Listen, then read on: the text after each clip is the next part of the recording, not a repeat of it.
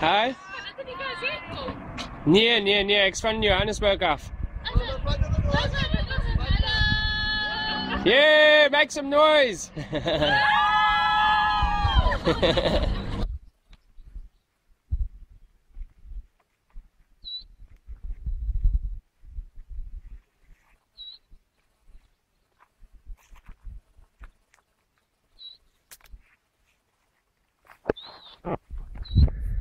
And as for companies creating items that we don't need, I would say we need to assess exactly what is needed.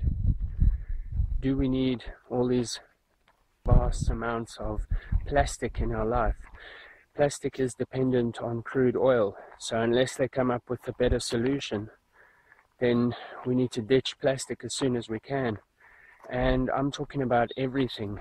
That means food wrapping, to the packaging, to the polystyrene that it is packaged in. Everything needs to be changed. How about even a system where you come with your existing containers, buy your food in weight, and then go home with your containers, and that leaves it up to you to handle the cleanliness of your container, or scuffed in, as everyone says, thus eliminating waste. Because if you've got this container that you use repeatedly, you're not going to throw anything out the car window or trash the countryside as you're doing your road trips. So a major assessment needs to be done on those kind of items. And then when it comes to the marketing, we don't need to be told how good we will feel or look when we buy a specific product. It's all just a scam to make you buy their worthless product. I mean, how much percent of value is in the actual item that you're buying? For example, let's say perfume. I mean, what is it? Maybe 5% is actual perfume mixed with some alcohol and water, packaged in a fancy bottle. I mean, it's all a marketing ploy. Do you really need to feel like David Beckham, or what's that other chick's name? That singer. What is her name now? Britney Spears. Do you really want to buy Essence of Britney? I mean, you'll never be her. I'll never be David Beckham. I can only be myself in this body. And as for marketing that makes you feel like you're worthless, it's all got to go.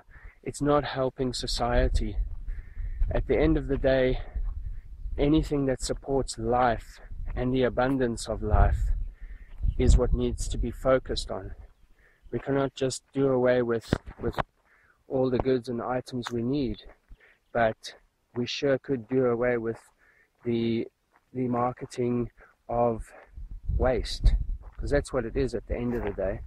You buy the bottle, you use it, and you throw it away, or maybe you recycle it.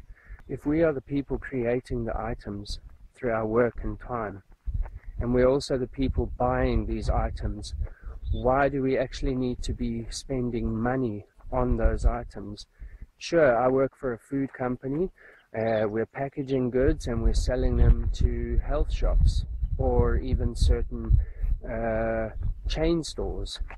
So if someone else is producing clothes, why I need clothes, so why can't we, because we're working for a common goal, work at some kind of, I hate to say it, maybe points system, where we can earn so much points and go and spend them at various places.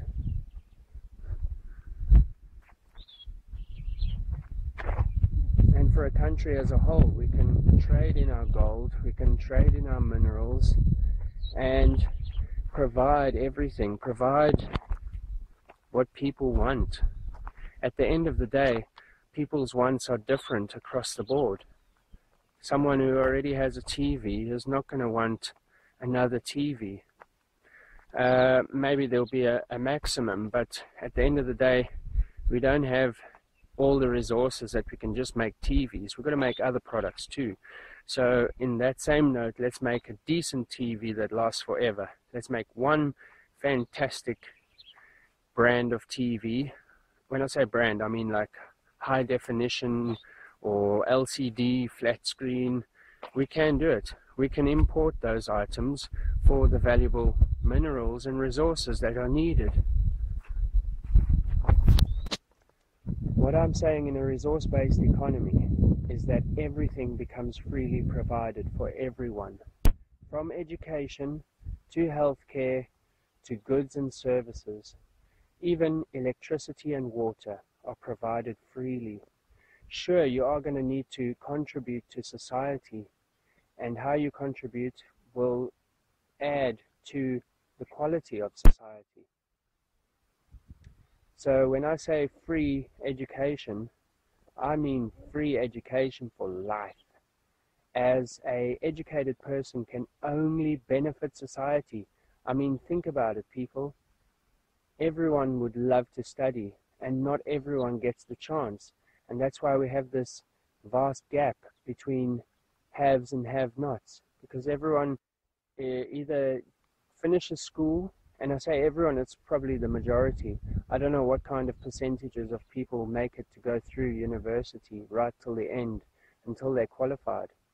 So most people end up finishing high school and having to go find work. People get stuck in small little, measly little jobs, trying to bring some kind of form of income to their families, which creates this vast gap of inequality. You either have or you have not. I say we can actually provide everything to everyone. Not take from the rich and give to the poor. Let's just uplift everyone for the betterment of society. And what we're saying is it's for the ultimate upliftment of humanity.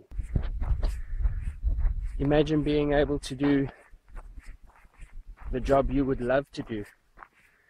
Imagine being able to provide for your family and living a dignified life where everyone is at peace with one another. There is no one pointing fingers at each other saying, you're exploiting me, I'm working for minimum wage. None of that. Imagine working and doing something which you thoroughly enjoy. You would do it for hours on end. You would love it. Now, surely there has got to be a way to get the right people working in the right jobs. That is what a resource-based economy is all about. Getting people doing exactly what they want to do. Alright, as you can see, I'm now at the airport. I'm at the Cape Town International, and I'll be heading up towards Lanseria.